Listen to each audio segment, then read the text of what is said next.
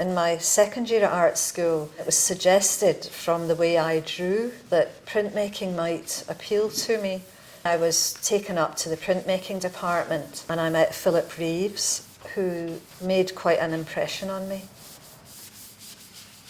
In the past, I used to do a lot of travelling and I used to get a lot of inspiration from travel. The countries that really stick in my mind are Mexico, Guatemala and Japan. The thing about Mexico and Guatemala was colour, just the incredible colour. I mean, we travelled quite roughly around these places by bus with about 3 Indians sitting beside you and children and usually a chicken. Often the local Indians would wear these fantastic wheat plaits and these blouses would be heavily decorated in really gorgeous embroidery.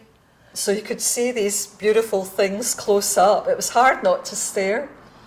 But even just walking around the streets, the juxtaposition of colour was fabulous.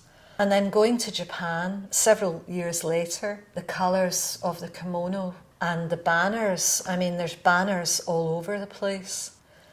You know, the tea houses would be just pastel, the moods and the serenity, all of these things are quite an influence. I studied Japanese mokuhanga. What I really liked about that was the fact that you're printing with watercolours, very different from Western style relief printing. It's a kind of gentler process, if you like. It looks softer.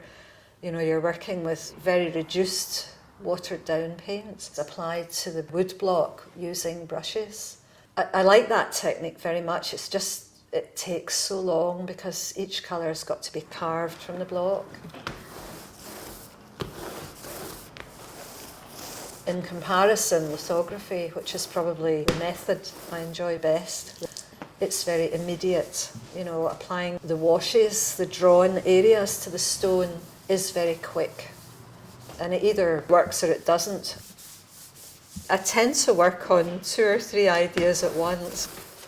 I got very interested in the poems of Emily Dickinson.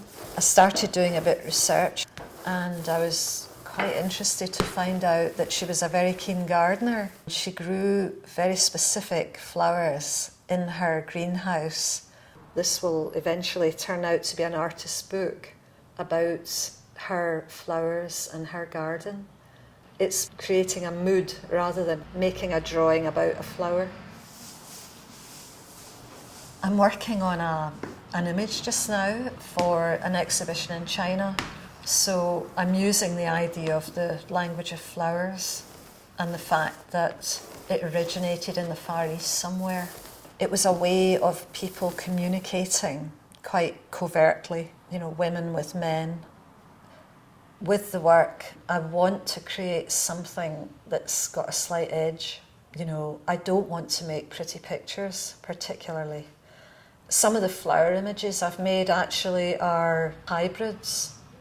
It's maybe a thistle, but on the other hand, it's got a rose head on it. I want people to look twice at what I do. I don't want things to be too obvious.